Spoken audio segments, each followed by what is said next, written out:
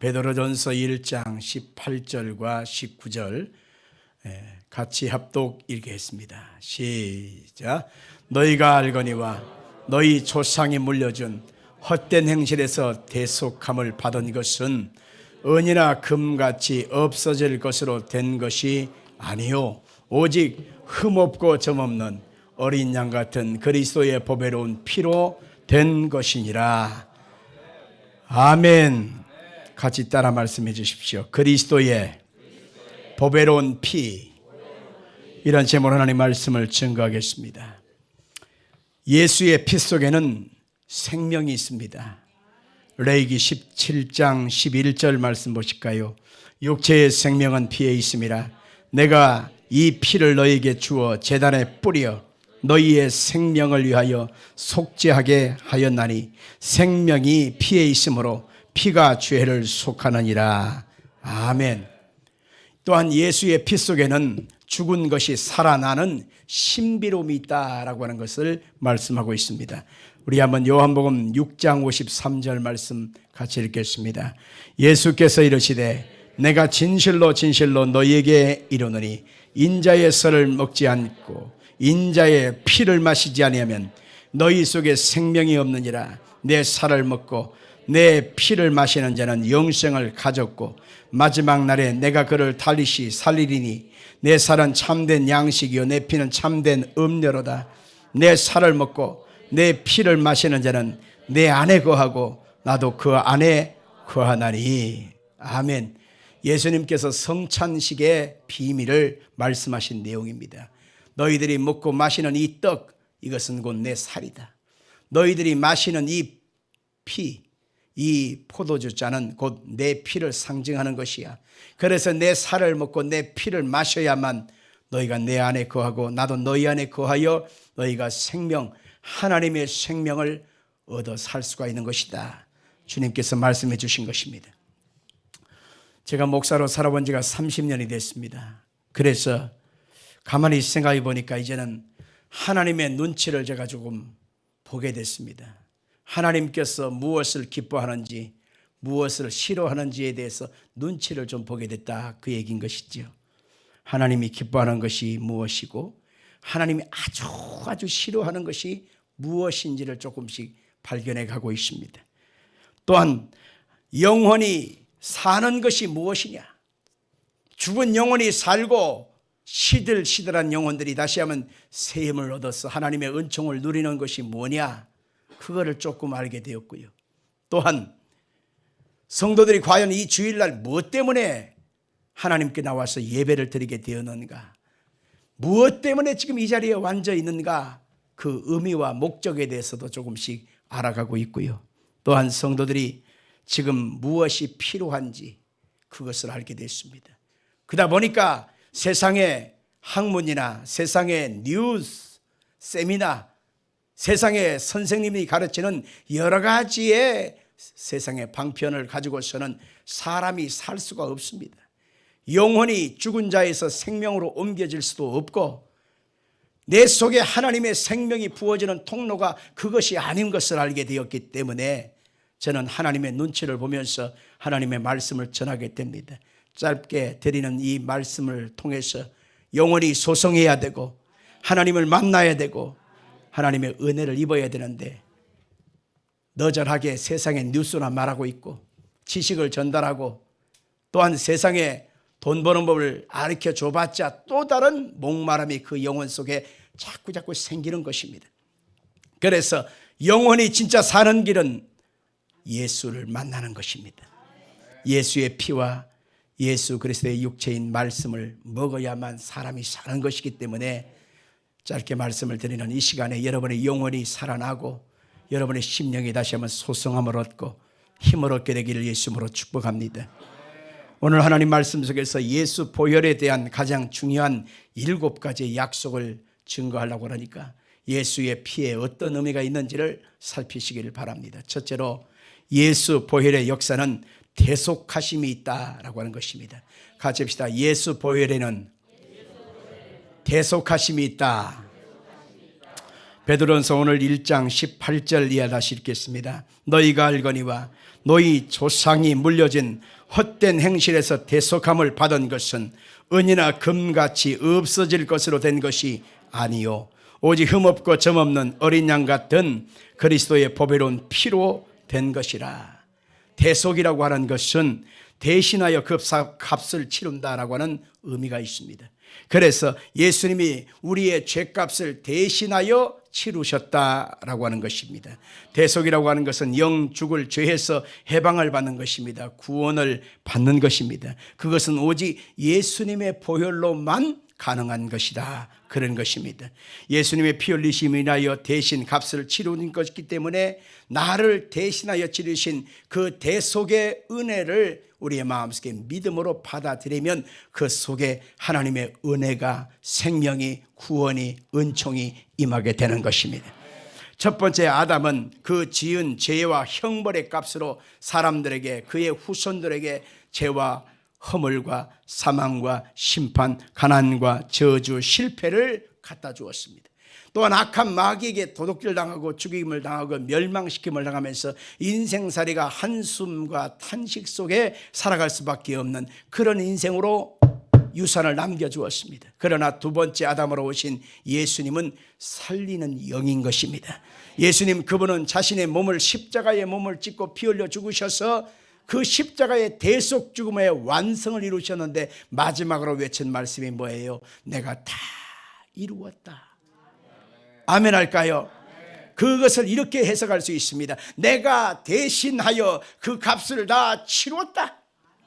그래서 이제는 나의 능력과 예수님과 공로와 수고를 통해서 의롭게 되는 것이 아니라 이제는 예수 그리스도의 십자가에 피 흘리신 은혜로만 우리가 하나님 앞에 설 수 있게 되었다라고 하는 것입니다. 못났음에도 불구하고 추한 모습, 벌거벗은 수치와 연약함, 망가진 인생, 여러 가지 깨어진 인생일지라도 오직 예수 그리스도의 십자가 앞에 나와서 그분의 흘리신 보혈의 피를 마음에 믿고 예수 그리스도를 마음에 모셔드리기만 하면 그 속에 하나님의 대속하신 은혜, 구원의 역사를 이루어지신다라고 하는 것을 믿기를 예수 이름으로 축복합니다. 오살리 기도원에서 집회를 하다가 20대 초반의 젊은 자매님이 신앙 상담을 하기 위해서 찾아왔습니다.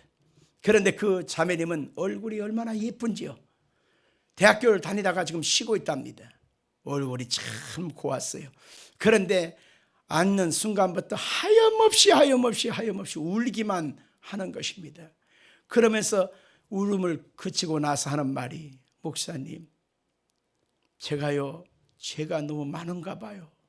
그러면서 죄가 많아서 자기가 이런 슬픔을 당하고 있다는 그런 뉘앙스로 얘기를 하는 것입니다. 나이가 몇 살? 20살 초반. 죄를 지었으면 얼마나 지었겠어. 나이를 먹은 내가 많이 지었지. 20살 먹은 그 처녀가, 아가씨가 죄를 지었겠어요? 한 살에도 더 먹은 내가 더 지었지. 그런데 그 자매가 하염없이 죄값을 내가 당하고 있다라고 하는 그러한 슬픔을 얘기하는 것입니다. 그래서 복음을 내려줬습니다. 우리 인생은 다 똑같아. 누구나 다 할 것 없이 죄인으로 태어나 죄 가운데 살다가 죄 때문에 영원한 사망과 심판에 던져지는 것이 맞다. 그런데 예수님께서 2000년 전에 십자가의 핏부름으로 말미암아 우리의 죽음, 사망, 실패, 저주, 영원한 사망의 형벌을 다 철폐하셨다. 예수님이 대속하여 주셨기 때문에 이제는 예수의 보혈의 피를 믿고 우리 죄를 회백하는 순간 우리가 깨끗함을 얻고 하나님 앞에 거룩함을 얻고 하나님의 자녀가 되는 것이다. 예수님을 믿으라 하니까 아멘은 따라 하는데 실상은 돌아가는 그 뒷모습 속에도 하염없이 우는데 들려져 오는 그 얘기가 매일마다 기도원에 들어가 산다는 것입니다. 매일같이 울고만 있고 금식하면서 산다는 것입니다. 내가 이렇게 해야만 죄를 씻는 것인 양 착각하고 있는 것입니다. 오늘날로 많은 성도들이 이와 같이 정죄에 눌리고 악한 마귀의 참소 속에 눌려서 살아가는 사람들이 많습니다. 우리가 물론 죄인이지요. 죄 속에서 태어나 죄 속에서 살고 그 죄의 뒤범벅이 돼서 오늘 내가 살아가는 것은 현실입니다. 그러나 모든 죄의 마침이 예수 그리스도의 십자가의 대속 죽음을 통해서 완성케 되었기 때문에 우리는 예수 그리스도를 마음에 믿고 예수님을 내 마음속에 보혈의 피의 공로를 의지하기만 하면 정죄함에서 거룩함으로 모든 저주에서 하나님의 은총으로 사망과 심판에서 영생과 구원으로 임하게 되는 것입니다. 히브리서 9장 12절 말씀 같이 보실까요? 염소와 송아지의 피로 하지 아니하고 오직 자기의 피로 영원한 속죄를 이루사 단번에 성소에 들어가셨느니라. 히브리 9장 13절 이하 염소와 황소의 피와 및 암송아지의 죄를 부정한 자에게 뿌려 그 육체를 정결하게 하여 거룩하게 하거든 하물며 영원하신 성령으로 말미암아 흠없는 자기를 하나님께 드린 그리스도의 피가 어찌 너희 양심을 죽은 행실에서 깨끗하게 하고 살아계신 하나님을 섬기게 하지 못하겠느냐. 여러분 속에 예수 그리스도의 보혈의 피가 있으면 아멘 하십시오. 여러분 대속하여 구원받은 하나님의 자녀가 됐다는 사실을 마음에 믿으시면 아멘 하십시오. 둘째로 할 것은 예수 그리스도의 보혈의 피에 갇히는 바로 하나님과 화목을 이루게 되었다라고 하는 것입니다. 같이 해봅시다. 하나님과 화목해 되었다. 로마서 3장 24절 이하를 볼까요? 그리스도 예수 안에 있는 속량으로 말미암아 하나님의 은혜로 값없이 의롭다 하심을 얻은 자 되었느니라. 이 예수를 하나님이 그 피로써 믿음으로 말미암아 화목제물로 세우셨으니 이는 하나님께서 길이 참으시는 중에 전에 지은 죄가를 간과하심으로 자기의 의로우심을 나타내려 하심이라. 예수 그리스도께서 십자가에 피 뿌려서 우리를 위하여 구원의 완성이 되어 주신 것은 하나님과 나와의 막힌 관계를 뚫고 하나님의 손과 내 손이 잡음으로 화목해 되었다고 하는 사실을 주님께서 말씀하고 있는 것입니다. 화목이라고 하는 것은 가리우다, 덮다라고 하는 의미가 있습니다. 그래서 예수님이 흘리신 보혈의 피는 죄를 더 이상 보지 않고 죄를 가리우게 만들어서 우리가 예수 그리스도의 사람으로 하나님의 은총 가운데 하나님과 화목해 된 존재라고 말하고 있는 것입니다. 히브리 10장 19절 이하를 볼까요? 그러므로 형제들아 우리가 예수의 피를 힘입어 성소에 들어갈 담력을 얻었나니 그 길은 우리를 위하여 휘장 가운데 열어놓으신 새로운 살 길이요 휘장은 곧 그의 육체니라. 또 하나님이 집 다스리는 큰 제사장이 계심에 우리가 마음의 뿌림을 받아 악한 양심으로부터 벗어나고 몸은 맑은 물로 씻음을 받았으니 참 마음과 온전한 믿음으로 하나님께 나아가자. 예수님께서 십자가의 고난을 당할 때에 희한한 사건 하나가 있었는데 그것은 성소 안에 지성소와 성소로 나누는데 그 부분을 송아지 가죽으로 딱 가로막아 놨습니다. 그래서 그 송아지 가죽 안으로 하나님의 영광이 임하여 계시는 지성소가 있는데 그 지성소 안을 들여다보거나 함부로 들어가서는 벼락 맞아 죽어요. 그런데 그 성소와 지성소 사이에 있는 그 송아지 가죽으로 되어 있는 휘장막이 위에서부터 아래까지 쫙 찢어졌다라고 성경은 기록하고 있습니다. 이것은 어떤 의미냐? 휘장은 곧 예수 그리스도의 몸을 말하는 것입니다. 그래서 예수 그리스도께서 이제는 하나님 앞에 나아가지 못하는 인간들을 위하여 주님의 몸을 다 찢으심으로 이제는 예수 그리스도의 공로를 통해서 하나님 앞에 나아갈 수 있는 그 길이 열리게 된 것입니다. 우리의 죄를 덮어버리고 이제는 하나님과 손을 잡고 화목하게 되었다고 성경을 말하고 있는 것입니다. 아담과 하와가 죄를 지고 에덴 동산에서 쫓겨났습니다. 그 순간에 무화과 나무 잎으로 자기의 부끄러운 걸 가렸지만 실상은 햇볕이 나니까 다 말라서 아무 소용이 없잖아요. 그러니까 짐승을 잡아서 그 가죽을 벗겨서 피가 뚝뚝 떨어지는 가죽 옷을 입혔다, 그렇게 말하고 있습니다. 여기서 말하는 그 짐승은 어린 양을 말하는데 어린 양을 죽이심으로 가죽 옷을 벗겨서 부끄러운 것을 가려주고 연약함을 가려주었던 것처럼 오늘날도 우리가 인생을 살아갈 때 예수 그리스도의 피뿌름으로 말미암아 우리의 부끄럽고 약점 많은 우리들의 모습을 보혈의 피로 가리우시고 덮어주신다고 하는 사실을 믿길 바랍니다. 로마서 3장 26절 볼까요? 곧 이때에 자기의 의로우심을 나타내사 자기도 의로웠으며 또한 예수를 믿는 자를 의롭다 받다 하려 하심이라. 로마 요한일서 4장 10절입니다. 사랑은 여기 있으니 우리가 하나님을 사랑한 것이 아니요 하나님이 우리를 사랑하사 우리 죄를 속하게 하여 화목제물로 그 아들을 보내셨습니다. 이 부분에 대해서 시골에 어떤 목사님이 어르신 성도들을 앉혀놓고 목회를 하는데, 그 어르신 성도들이 예수 그리스도의 십자가의 죽으심과 화목제물이 되어주신 것에 대해서 도대체 이해를 못하는 거예요. 눈만 멀뚱 뜨고 있는 것입니다. 그러니 믿어지지 않는 것이란 말이죠. 그래서 어떻게 이것을 설명할까 하다가 하나님의 지혜가 떠올랐습니다. 마침 그 동네에 그 한전 그 전기에 의하여 감전 사고가 일어났습니다. 그래서 어떤 사람이 그 전선 떨어진 것을 붙잡다가 그냥 감전사에서 죽어버렸거든요. 그래서 그 사건이 갑자기 떠올랐어요.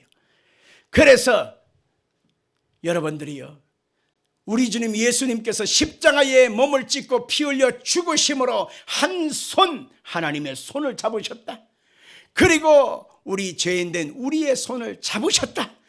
그리고 감점사 해갖고 예수님이 해갖고 죽었다. 그를 가만 생각해 보니까 플러스와 마이너스를 붙잡고 팍 하면 감전사가 일어나잖아요. 정말 이상한 표현 같지만은 그 감전사하는 그 모습을 가만히 상상하면서 이제 믿어진다는 거예요. 예수님이 십자가에서 하나님 손 잡고 죄인된 우리의 손을 잡고 십자가에서 죽었다는 말입니다. 그래서 하나님과 우리는 화목한 하나님의 자녀가 되었다라고 하는 것이 성도들이 믿음으로 받아들이게 되더라는 것입니다. 셋째로, 보혈의 피의 역사는 부정한 자를 정결케 하는 역사가 있습니다. 같이 볼까요? 부정한 자를 정결케 하신다.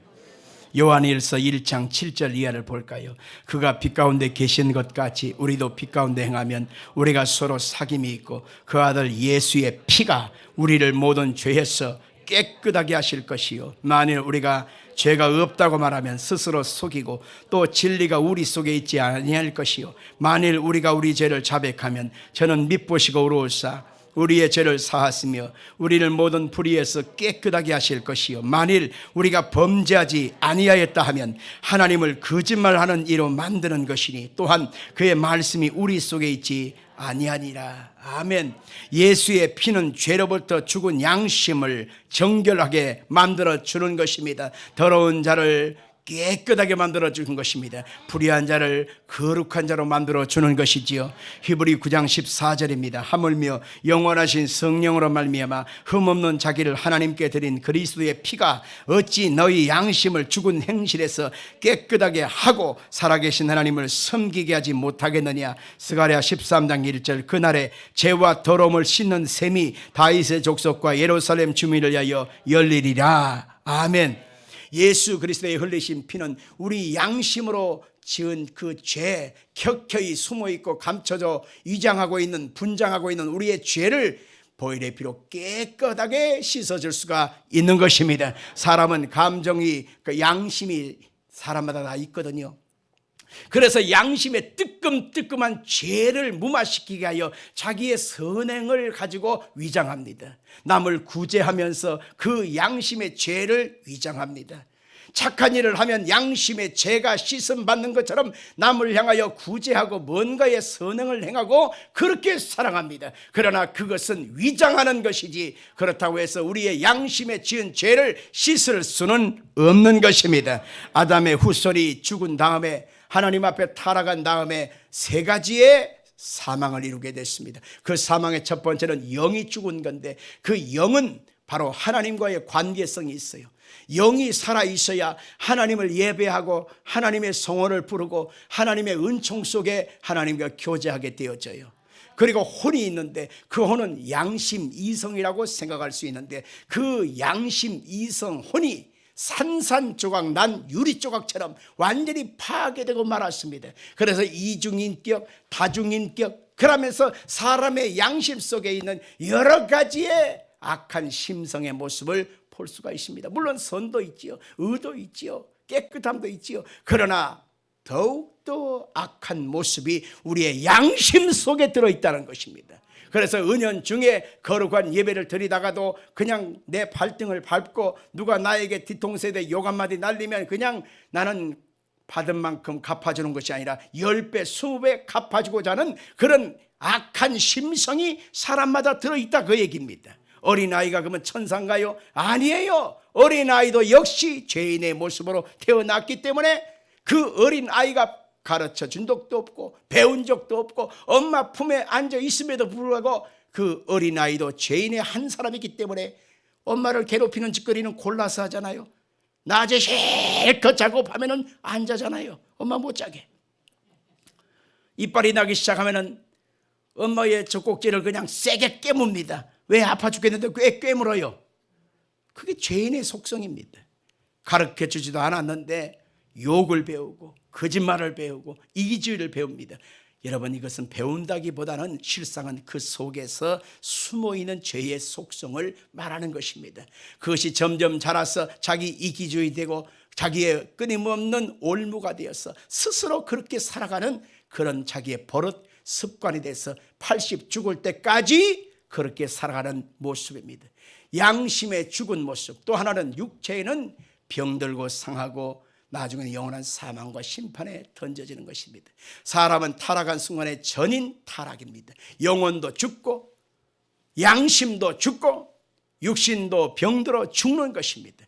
그런데 예수 그리스도의 십자가의 피부름으로 말미암아 죽은 영혼을 예수 그리스도 이름으로 살려내신 것입니다.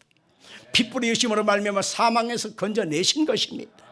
그리고 예수 그리스도 안에서 죽은 양심, 썩은 양심, 갈래갈래 찢어진 양심, 깨어진 양심, 그 혼이 예수 안에서 거룩함과 온유함과 사랑과 예쁜 모습을 발견하게 되어집니다. 아멘 할까요? 예수 그리스도 안에서 이제는 육체의 시간을 강건하게 보내다가 영원한 사망이 아니라 이제는 영원한 하늘나라 생명으로 들어가니 예수 보혈의 피 안에서 우리는 이제는 전인 구원을 이루어서 영혼도 잘 되고 범사도 잘 되고 강건함의 은혜를 누리고 살아갈 수가 있게 된 것입니다. 사람은 노력과 결심과 선행과 구제와 봉사를 통해서는 사람이 온전케 될 수가 없는데 사람들은 자기의 어리석음을 쫓아 고행과 노력과 예슴과 수고를 통하여 자기 양심을 죄를 벗어버리려고 애를 씁니다. KBS에서 가끔 재방송을 해주는 그 참아 고도라고 하는 그런 TV 프로그램이 있습니다. 참 볼만한 게 많습니다. TV 탤런트 체브람 아저씨가 거기에 이제 더빙을 맡았잖아요. 나레이션을 거기서 하는데 거기에 네팔 히말라야 쪽에 살고 있는 사람들의 모습을 보여줍니다. 이 사람들은 자기 양심의 죄, 그 죄값 때문에 내가 이런 고통을 당한다고 하는 것을 인정합니다. 그래서 그 양심의 죄를 씻어내기 위하여 그들이 하는 모습을 그대로 보여주는데 뒤에는 니아과에다가 잔뜩 먹을 것과 입을 것과 그리고 덮을 텐트를 뒤에다 싣고 쫓아옵니다. 앞에서는 사람들이 온몸에다 가죽을 뒤집어 쓰고 여기다 팔뚝에다가 가죽을 타여 찢어서 거기다 대고 삼보일배를 합니다. 3번 발걸음을 옮기고 한 번 엎어져 가지고 완전히 뻗은 상태에서 절을 하는 것입니다. 그리고 또 3발짝 걸어가서 또 삼보일배를 합니다. 어디까지? 설산까지 걸어가면 그것이 자기의 죄를 씻어내는 길이라고 그들은 생각합니다. 그래서 그들은 태어나는 순간에 그렇게 하는 것이 자기의 죄를 씻어내고 결국 자기의 영혼 속에 구원이 있다고 생각하는 것인데 그 동네의 풍습이요 그 동네의 삶의 문화이긴 하지만 그것을 쳐다보고 있는 순간에 아이고 대한민국에 태어난 것이 천만만만 다행이다. 내가 예수를 믿어 구원받은 것은 천만만만 하나님의 은혜로다. 아멘 좀 이때 크게 하셔야 돼요. 만약에 내가 그 동네에 태어났다면 나도 그 짓거리 할 거 아닙니까?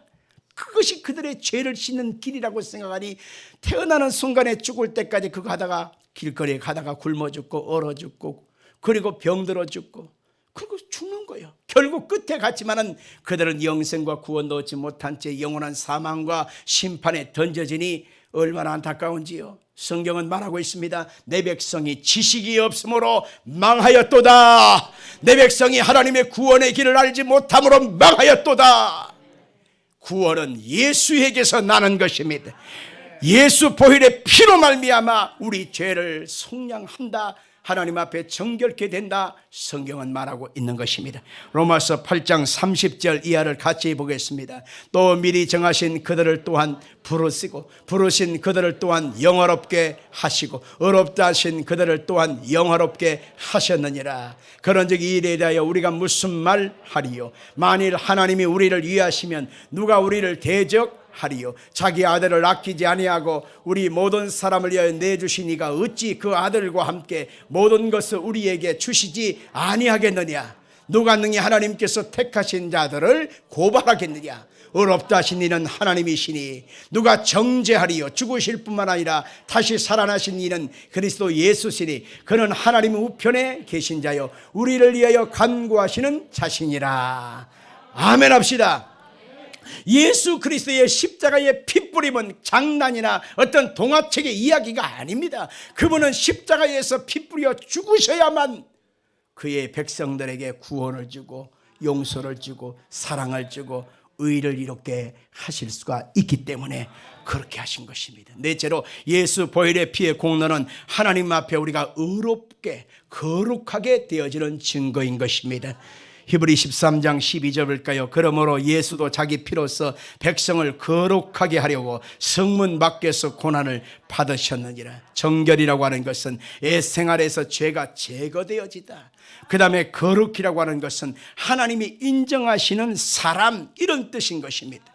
인간 스스로 정결케 되거나 거룩해질 수 있다면 과연 예수가 죽을 이유가 없지요.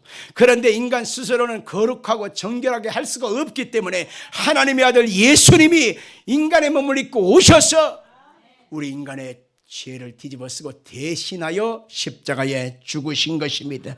그래서 모든 사람이 죄를 범하였으며 하나님의 영광이 이를 자 없다고 그랬습니다. 의인은 없나니 한 사람도 없는 것입니다. 에베소 5장 25절로 26절 볼까요? 남편들아 아내 사랑하기를 그리스도께서 교회를 사랑하시고 그 교회를 위하여 자신을 주심같이 하라. 이는 곧 물로 씻어 말씀으로 깨끗하게 하사 거룩하게 하시고. 거룩이라고 하는 것은 자기의 행위의 의의가 아닙니다. 하나님이 인정해 줘야 거룩한 거예요. 그래서 하나님이 우리를 거룩하게 하려고 하나님의 아들을 대신하여 못 박아 피로써 씻어내신 것이고, 예수 보혈의 공로를 마음에 믿고 예수 그리스도의 공로를 찬양할 때에 주께서 그를 의롭다 하여 주신 것입니다. 같이 합시다. 나는 이래봬도 하나님께서 의롭다고 여겨주셨다. 인정하시면 아멘 하십시다. 디모데후서 2장 21절 그러므로 누구들이 이런 것에서 자기를 깨끗하게 하면 귀히 쓰는 그릇이 되고 거룩하고 주인의 쓰심에 합당하며 모든 선한 일에 준비됨이 되리라. 베드로전서 1장 15절 오직 너희를 부르신 거룩한 이처럼 너희도 모든 행실에 거룩한 자가 되라.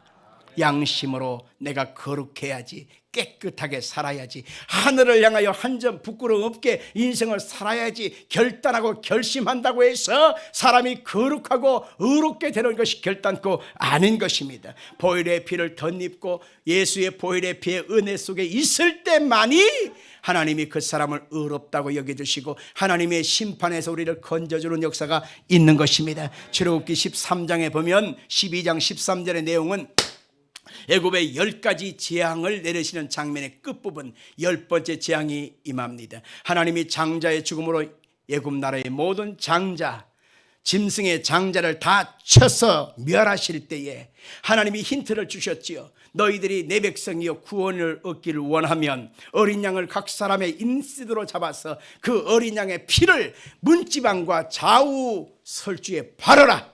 바깥에서 봤을 때 그 피를 바르라. 그러면 죽음의 사자가 온 애굽 땅에 지나갈 때에 장자로 치러 다닐 때에 그 피가 묻어있는 이스라엘 집은 유월하리라, 넘어가리라.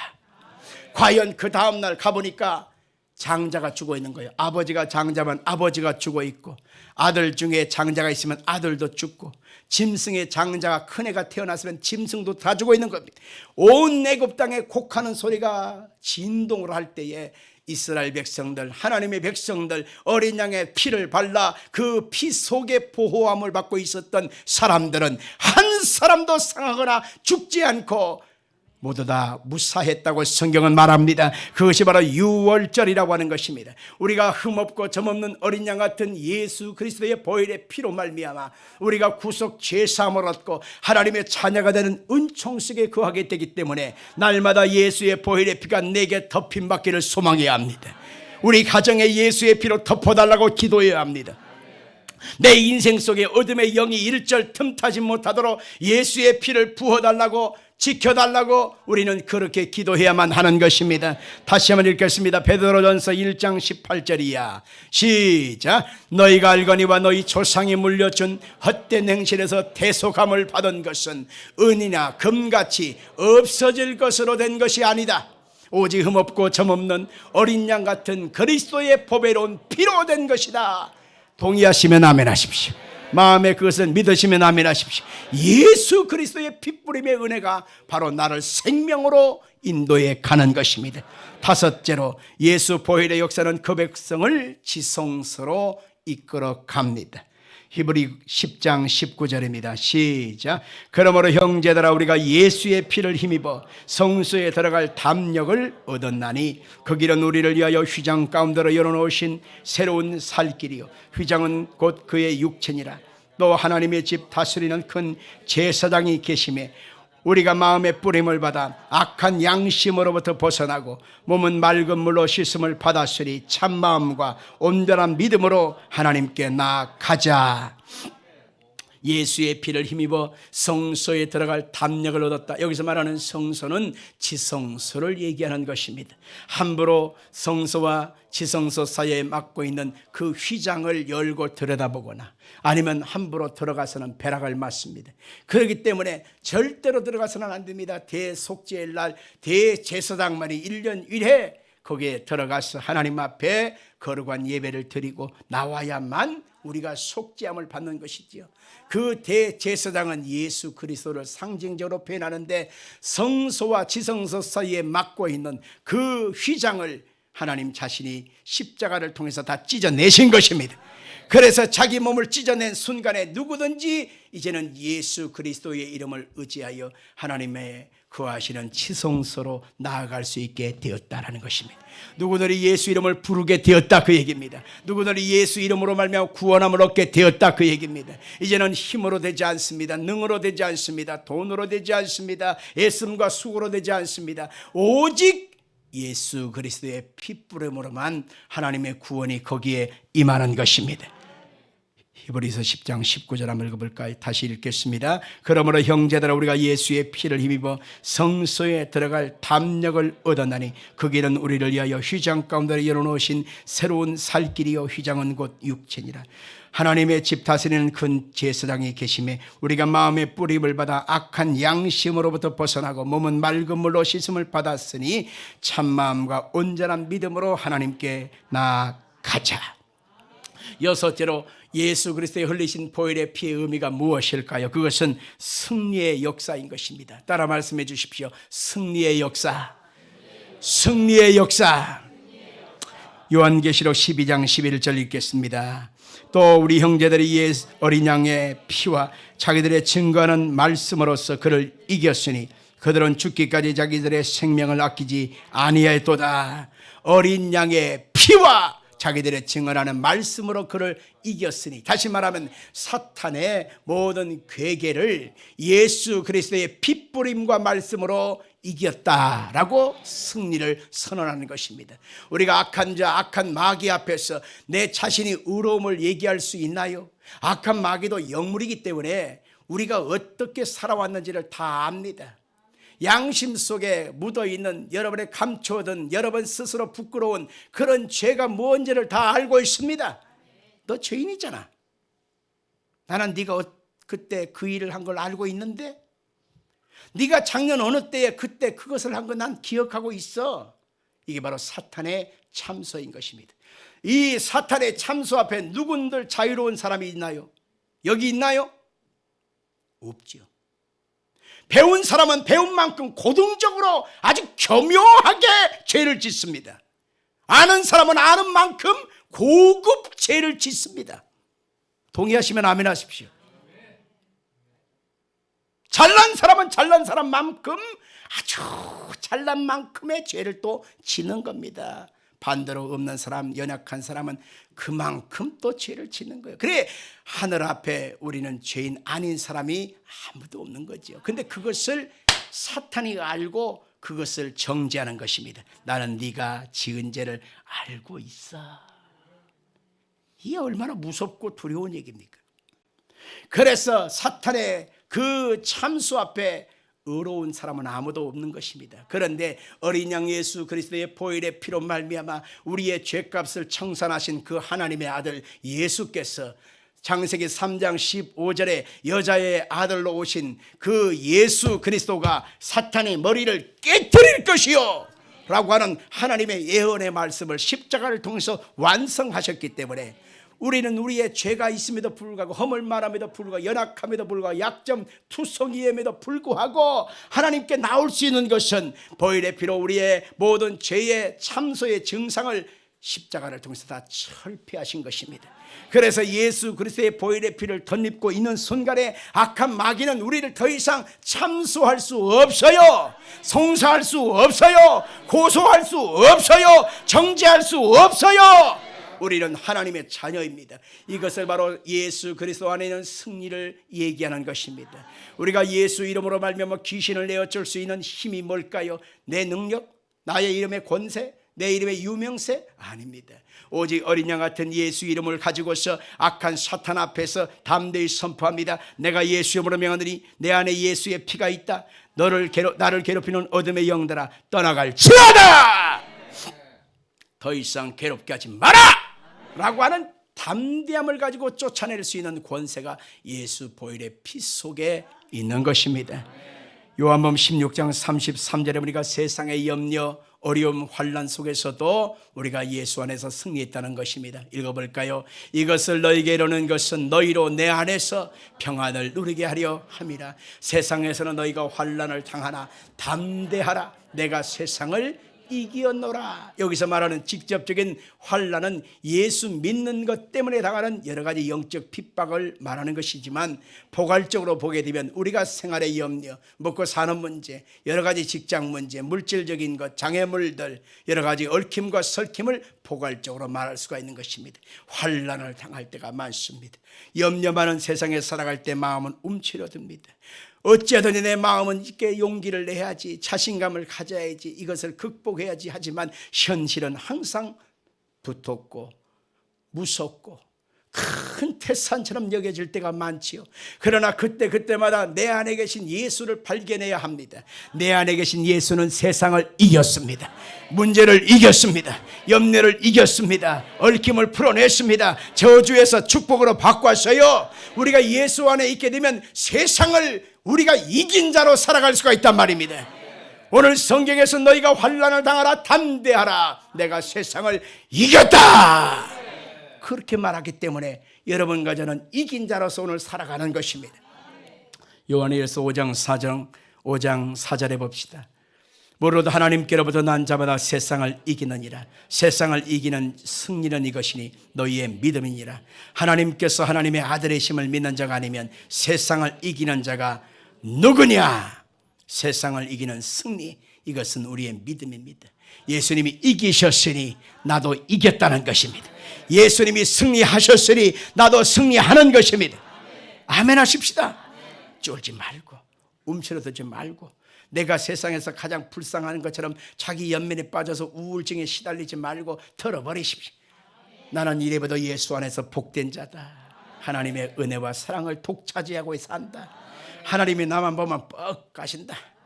좀 표현이 좀 그렇지만은 나는 그게 좀 맞다고 생각해. 하나님이 나만 보면 그냥 어쩔 줄을 몰라 하신다니까. 아멘한 자에게 그 사랑이 임하기를 바랍니다. 여러분 보통 사람이 아닙니다. 아담이 하나님께서 창조하실 때 에덴 동산의 생육, 번성, 충만, 정복, 다스리라고 하는 축복을 받았잖아요. 에덴 동산에 그 당시에 죄가 들어오지 않을 때 그 당시에는 먹고 사는 문제가 없고 염려, 고민, 탄식이 없었어요. 절망이 없고 악의 다툼이 없었어요. 그 속에서는 하나님의 은혜와 평강이 다스리는 땅이었어요. 죄가 들어옴으로 그 죄가 하나님 사이를 내었고 결국 그 죄로 말미암아 사람에게 지금 어려움과 고난과 저주와 심판이 온 거예요. 근데 예수님이 십자가를 통해서 이루셨고 다 철폐하셨고 승리를 주셨기 때문에 이제는 예수님 안에서 우리는 리세팅 되어진 거예요. 새로운 피조물이 된 것이요. 그러니 날마다 예수님 안에서 사는 것이 얼마나 복된 것입니까? 예수님 안에 사는 것이 이렇게 좋은 거예요. 믿어지면 아멘 하십시오. 마지막으로 우리가 보혈의 역사는 어떤 가치가 있어요? 그 백성들에게 천국 입성을 여는 증표라고 하는 것입니다. 같이 봅시다. 예수의 피 흘리심은 그 백성들에게 천국 입성을 여는 증표다. 아멘 합시다. 요한계시록 7장 9절 이하를 볼까요?